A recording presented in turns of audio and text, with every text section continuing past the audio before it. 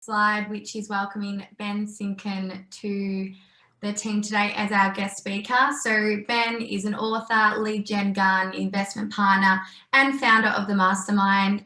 So Ben, it's awesome to have you on board, and thank you so much for joining us today and taking the time. Where are you located at the moment? I'm in Brisbane. I'm in Brisbane today, and that's where I live. And I lived here for quite a long time. So it's where we head our office and have staff all over the country, and a few people internationally in Los Angeles and a few other places. Yeah, amazing. And just so you know, our team, if you can see the screen with all our members today, could all our sales consultants just raise the hand? Just so you know who on our team sales. Yeah. Hi, Ben. Awesome. So Ben, I'd like you to meet Paul, myself, Cassie. We've got Rocco, Dee, Michael, Hugh, Adam, Steve, Manish, Blair, Grace, and Aaron. Great. Hey guys. So great team, and we've got some more as well, but unfortunately couldn't make it today. But yeah, just so you can see their faces and know who you're speaking to as well. But how would you like to do this? It's going to be more relaxed chat. So Sure. I've got some questions that I've prepared. So if you're happy, I can go through them. Let's start there. Let's do that. Perfect. Alrighty. So discussion, we'll just be doing an introduction. So we'd love to hear your story, all about you, about the Mastermind. Then we'll go into some questions. We'd love to hear some advice and tip offering, and then we'll have a Q&A, and that'll be concluded. Sure. Yeah. Well, I've actually been in business for over 20 years now. I started my first company. Well, I was not my first company, but I started in business when I was 16 years old. Prior to that, I got my first computer at the age of 13 and decided I would teach myself this computer, and taught myself 5 programming languages by the age of 16.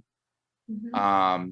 And got kicked out of high school for computer hacking at 16, and decided that, my career path was not going to be going to uni and finishing high school and all of that. So I kind of went on a path of trying to make my own path through life, and started doing some business here and there. Mm-hmm. But it wasn't until I was 20 years old when I started my first company and hired people and hired employees and things like that, and had a sprawling offices, decided to load myself up with all these overheads, only to realize that I didn't know anything about business. I didn't know about sales, and that I was going to have to quickly figure that out before I lost everything and went under.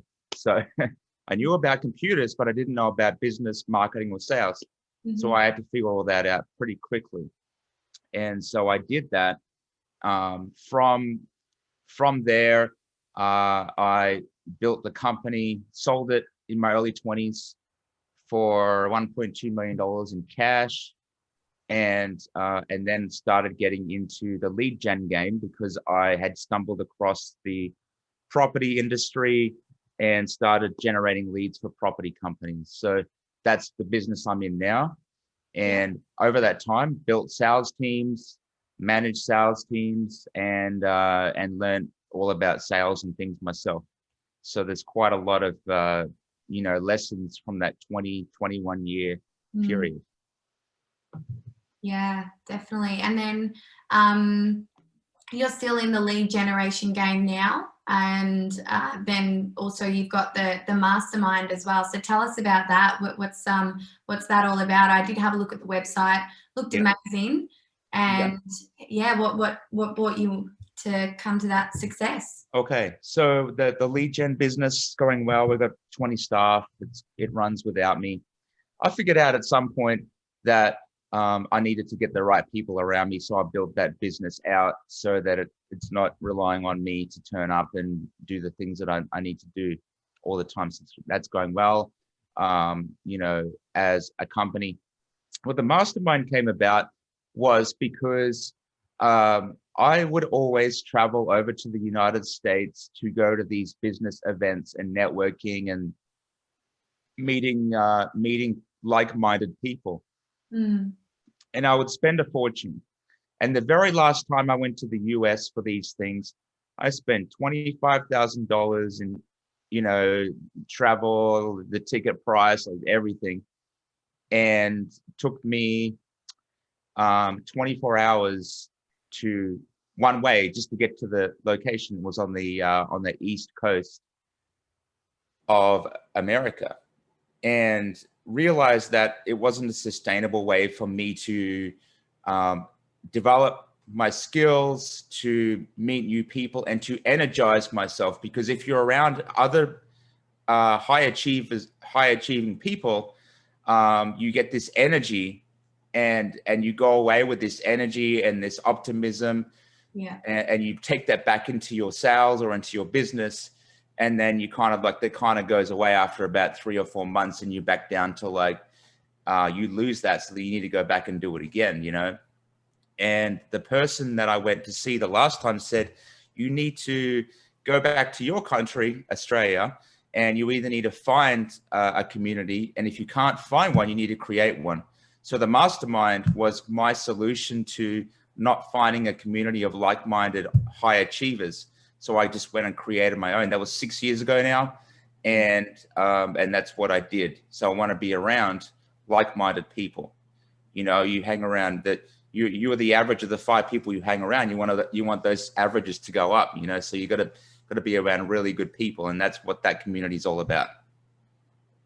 Yeah, definitely. And how does it work? How do people get involved? And is there a whole process to it? Do they meet in person now that COVID's over, or is it just all virtual? Yeah, well, it's a number of different things. We do weekly online workshops similar to this kind of thing, where we go through and we hang out, interact, we cover different topics and things like that. But normally what happens is every 3 months we actually do meet up in person, except this year we only had one event just before COVID, and then it kind of changed. But hopefully we will come back to regular programming with that. We have an online community where everyone's always hanging out day to day as well, and sharing ideas and asking questions. But the every 3 months we normally do events. And I just saw a comment here from Grace. Exactly, Think and Grow Rich. Napoleon Hill. Napoleon Hill was the guy that invented this idea of the mastermind. And in his book, I highly recommend that book. So yeah. Yeah, amazing. Well, we'll put the website in the tags at the end, so everyone can jump on after as well and have a look. Great. Is it just to know for everyone, is it a free service, or is there much cost involved as well? There is a cost. Yep. It is a cost. There's it's an application process where we will talk to the person and get to know that person before we let them into the community. And then if it's a right fit, then there is a fee. So yeah.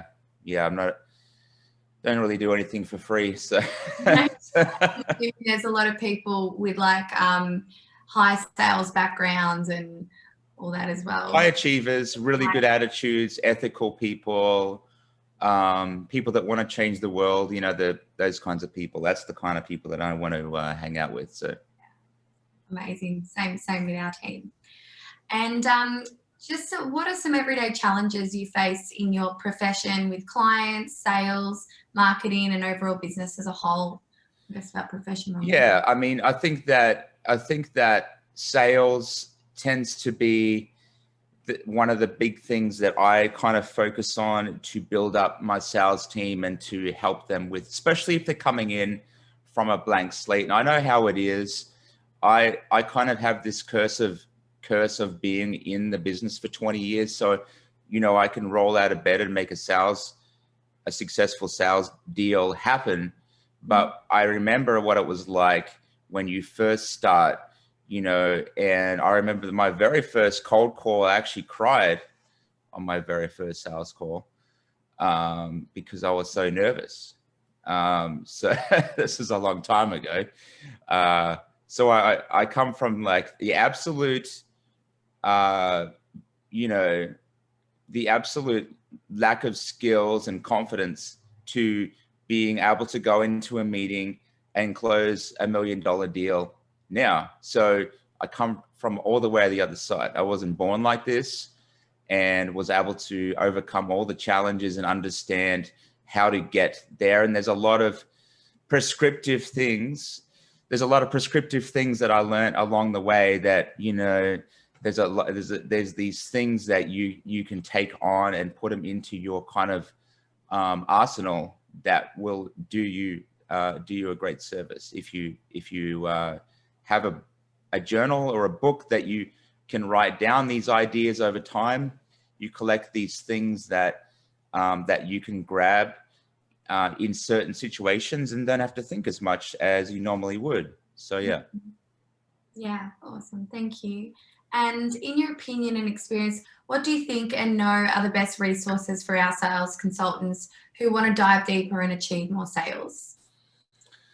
Okay, I think I can help with this one. So do you think social networking and marketing is one of the best, or do you think more so just talking to people one-on-one, or what's worked right, for you, I suppose, right. with promoting yourself? Okay, sure. I think that what is the best? This is an open-ended question. Yeah. So I think that the biggest thing, I'll go in a direction that I'm just going to take this into a different direction that you probably want. But I think the biggest thing is kind of observing, being the observer of people, and kind of building up a library of how do you navigate different situations, and how do you figure that out. There's a lot of different things that I know, like if this happens, if my prospect says this or does that, then I know how to navigate all these different things. And you'll find that over the course of time is that every situation is a situation that you've had before. If somebody brings up an objection, you've had that situation before, and if you can figure out how to overcome that objection once or twice, you can then overcome that one forever. So I think observing and understanding those things and kind of building up a library of how to deal with those situations. Does that make sense? Yeah, what works well, what doesn't, and all trial and error. Mm-hmm. Yeah, awesome. And then last question, what advice or tips would you offer to the sales consultants for future success in their sales, self-marketing, cold calling, and closing deals? How much time do we have? I know. We have a bit of time. So okay. I did make a few notes here that I'll pick out a few things that will help you a lot. I think that number one, product knowledge.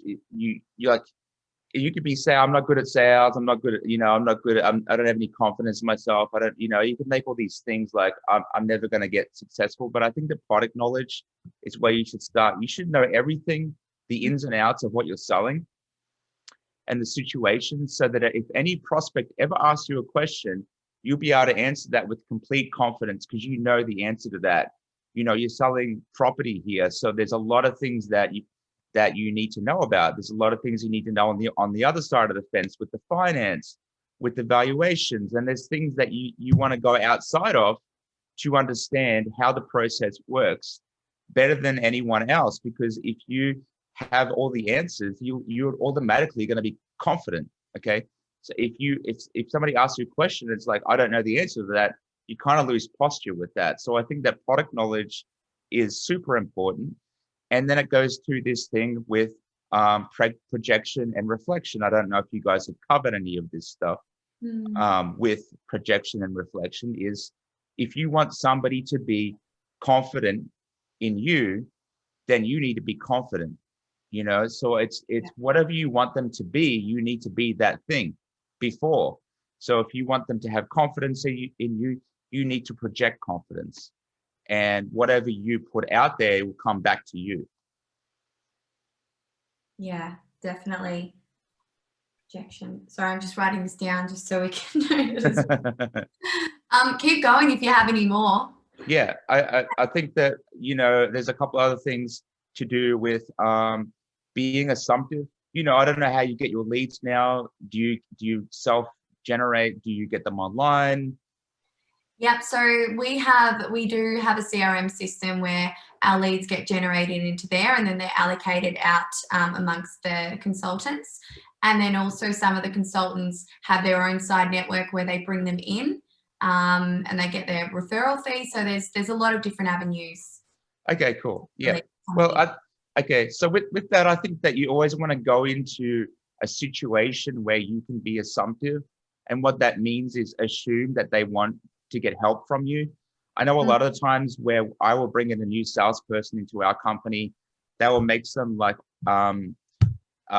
judgment on the lead or the person before they really know what's going on. So the lead might come in and go, this person doesn't want to buy because of XYZ reason, or that person didn't pick up their phone when I called them, so therefore they don't want to buy from me. And these are all just assumptions. They're based on no factual information whatsoever. I've had situations where I had one situation when I was running a call center for a mortgage company, and we had called this one specific lead had come in through the database. We'd called them 43 times, no answer. Okay. Now, would any of you go, this person is not interested, they're a waste of time, they're a bad lead, whatever like story you want to put out there. But on the 43rd phone call, we booked them in for appointment, and they wanted to refinance $20 million worth of property. $20 million worth of property. Okay. Now, I don't know how many of you would never have got to the 43rd call because you're telling yourself all these stories. But we found out that they were a doctor, they were a medical specialist, and they work really long hours. Okay. So you got to think about, okay, so we couldn't get them because of those reasons, right? So I think that you want to be assumptive. You always want to assume the best outcome until they actually flat out tell you, no, I don't want to do it. So never assume, this person this because of that, and because you're wrong. You are wrong. And if you don't get, one of my second client that I got for my current business, this is like 15 years ago. And I tell this story all the time. My second client that's still with me today and has put through about $15 million worth of business since then. I went to have meetings. They stood me up 12 times. I went out to these cafes to meet them and their offices to meet them. Every single time they forgot about the meeting and they said they couldn't do the meeting. So we rebooked and went and did it again. I did that 12 times. And on the 12th time, I signed them up, and they put through this 15 years, still put through money through our business every year since then. So, you have to take a different approach. I think the question is, do you really want it? What I ask myself is, before I go into sales call, is it's just my decision. Do I want that person as a client, or I don't want them as a client? If I don't want them, then fine. But if I do, I'm going to make sure I do everything to get them, no matter what it is. Yeah, and that's a really good point, and something that we'll probably have to revisit again, because at the moment, and being completely transparent, we've been saying, after about 4 or 5 calls of no answering, we'll just mark that as lost. So this is if you want to send those leads to me, I'll clean up. That's just like nowhere near enough. That would be me warming up this morning I would have called the lead 4 times this morning. Yeah. And then because the quicker that I get to 4 calls, then I can start actually following them up. I would call, if I got a lead in today, I would have called them 3 times in the first day. Wow. That's so interesting. Because obviously it works. Okay, so let's look at this scenario. Let's assume we get the same lead in for the property or whatever it is. Like, you get the lead, I get the lead. Guess who's going to be closing the deal? Just because I'm persistent. Yeah, for sure. Oh, well, don't worry, we'll be changing that process. So might be in contact with you after this and talk further. Oh, thanks, Ben. All good. And yeah, so that just leads us into question time. So does anyone have any questions for Ben?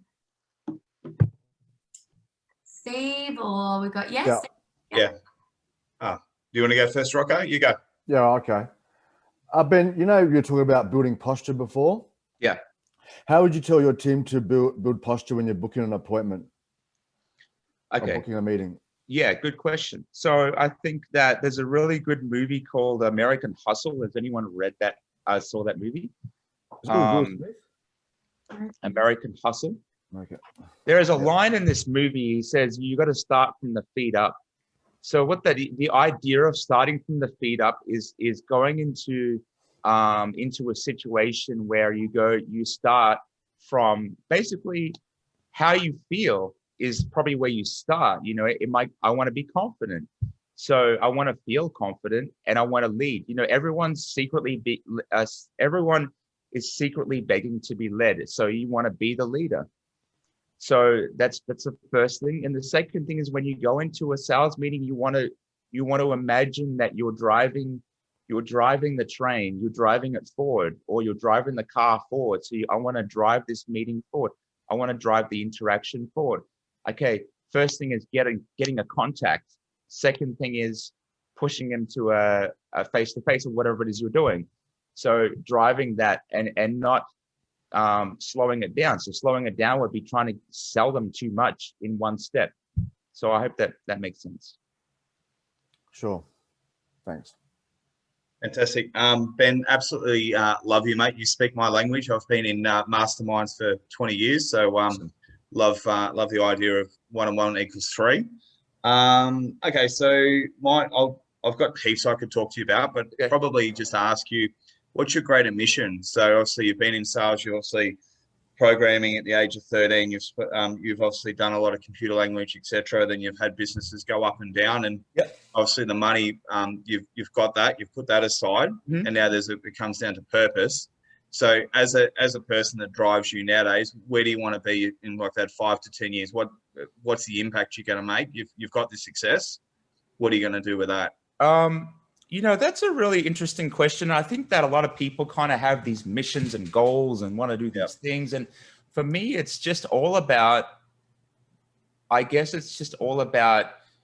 look at it kind of like a way that, okay, I'm going to turn up today. I'm going to do the best I can. Sometimes I'm not going to do very good for whatever reason.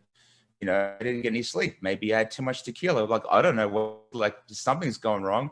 And I'm going to be really good and but in every scenario, whether or not I feel good, I'm just going to do the best that I can for that day.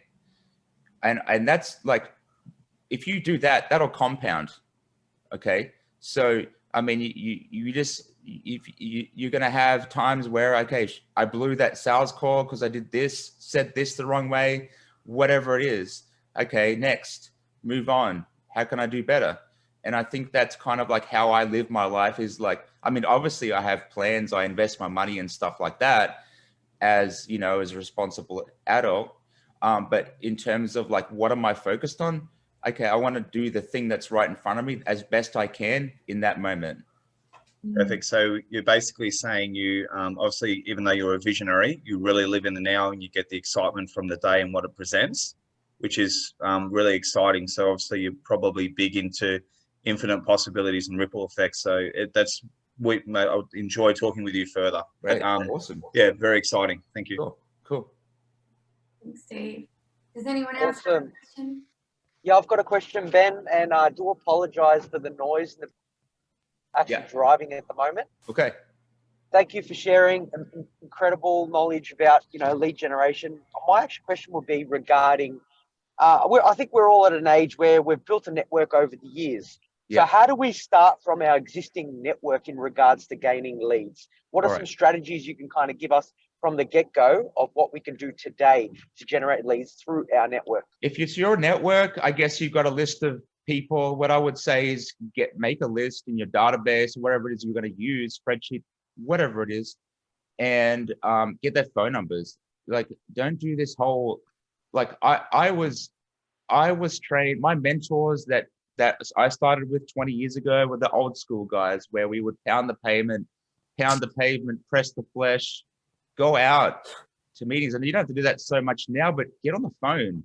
Like, stop doing it on Facebook Messenger and Instagram and stuff. Like, that's, you know, if I'm going to go up against somebody who's trying to, you know, do deals on Instagram or Facebook, then I'm going to demolish you, because I'm going to get on the phone. I'm going to go have a coffee, whatever it is, right? So I think it's the first thing.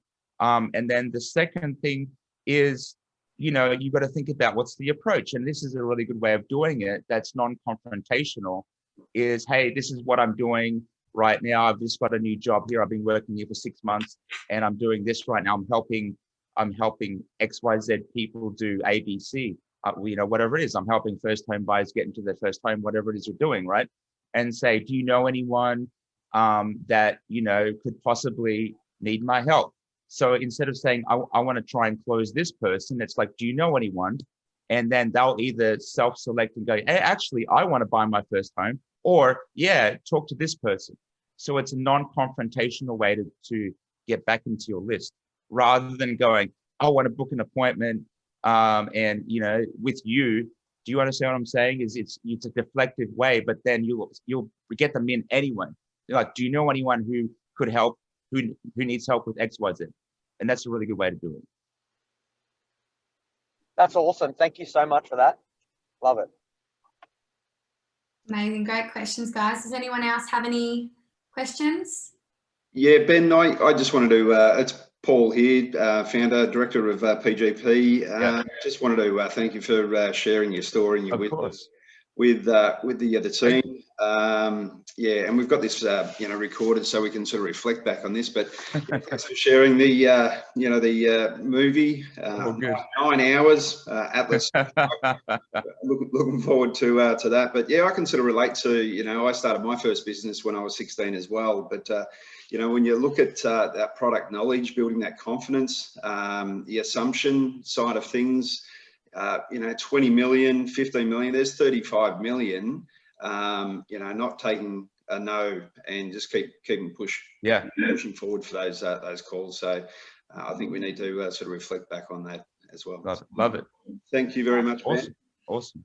Yeah, definitely. And like, as Paul said, like, you've raised some amazing points from your experience and what you do that has helped you achieve such success that we will definitely now be implementing to help grow and make our business better. So great. Thank you so much. It's been super valuable and we've all appreciated having you on board today. Thank you. It's been a pleasure too. Appreciate it. No worries. So we'll put your handles in the meeting recap. I'll include you in the email and we'll get everyone connected as well. So I'm sure you wouldn't mind if they reach out via email if they have any questions or LinkedIn. Yeah. No problems. It's fine. Amazing. Thank you, Ben. Thanks, everyone. Thanks, Ben. Have a great day. Okay, see ya. See ya. Oh, that was good. Did you guys enjoy that one? Yeah, it was very good. Thanks, I liked his 43 calls. That's our Blair's there. That's our Aiden. Blair and I have called one contact like 20 something times now. But we know he's good for 3 properties. Wow. So we just keep following him up. So, but we're obviously only halfway there compared to what Ben's doing. So we'll have to try harder. But Steve, obviously he knew he was interested, right? He just couldn't get a hold of him. Is that right? Obviously, I've spoken to this guy before, pre-COVID. I know what money he has, and I know that he needs to invest it. Yeah. And I know he runs a big company. Yeah. It's probably the timing of when I'm getting hold of him. So what I've done is just give him lots of love on LinkedIn and commenting, and he just sees me supporting him and even writes to me. It's just we haven't been able to connect at the right time, and even Blair's had a really good chat to him. Yeah. But we know he'll buy. We've got to make it convenient for him. So we'll have to. I'm now gonna offer to drive and see him. Like, I'm going to make that effort and get out of the seat and go see him. Like, I learned lots of Ben, and even just simply making a list of contacts. Like, we've already got them in our phone, but how often have we actually sat down and just wrote out 20, 30 leads? There's some really good stuff there. Yeah, and obviously the proof is in the pudding. So, yeah, I guess I'll say it now, moving forward. Paul, what do you think? Everyone just keep calling until you actually get in contact with that client and they say no to you. They say they're not interested. Yeah, 100%. Look, you know, at the end of the day, you know, everyone wants a sale, but it's how determined are you? You know, it's like we're all busy. Like you know, the 43 calls. You know, there was a doctor, professional. We just need to be sort of pushing those boundaries from, you know, early calls to late calls, and you know, and if not, then you need to, you know, probably you know, reassess where you're at or pass on the other lead to someone that is going to make those calls. Yeah, constantly. Yeah. Okay, cool. And I'll send out a email today just to refresh that as well and put the process in place. Beautiful. Hey, so Steve, do you know how Ben generates his leads? Do you know what he's actually generating, what he does? He's actually Grace's contact. I've followed him on Facebook yesterday because I heard he was coming on. Yeah. But my imagination is that he's obviously got a call center, which would be probably Facebook, or he's purchased data with that many people. But I'll definitely be finding out how he's done that. Yeah. And I think that's yeah, definitely. I think obviously one of them's finance. But I think he goes, my assumption would be, and obviously shouldn't assume, he goes into businesses and makes them better. Is probably one of the things he's probably doing. He specializes in marketing and lead gen. So he's written a book about lead generation. If you jump on his Facebook, you'll see all of that information on his bio, I think, LinkedIn and stuff. I put it in the group chat. Amazing. Perfect. Thanks, Grace. And thank you so much for connecting him with us. Right. No worries. I forgot to do that slide. That's fine. All right. So this was just what I was talking about. And this is good off the back of the conversation we just had with Ben, is just keep you motivated to make the calls. So, you know, step one, adopt a powerful physiology, like your body and your mind are connected. Visualize total success. Rehearse and know your script, and be passionate about it. Disconnect from results. So don't think of those results. Just ignore them for now while you try and just do the call. Make the calls, celebrate and learn from them, and then repeat. So it's just all about following those steps to really keep motivated with those calls.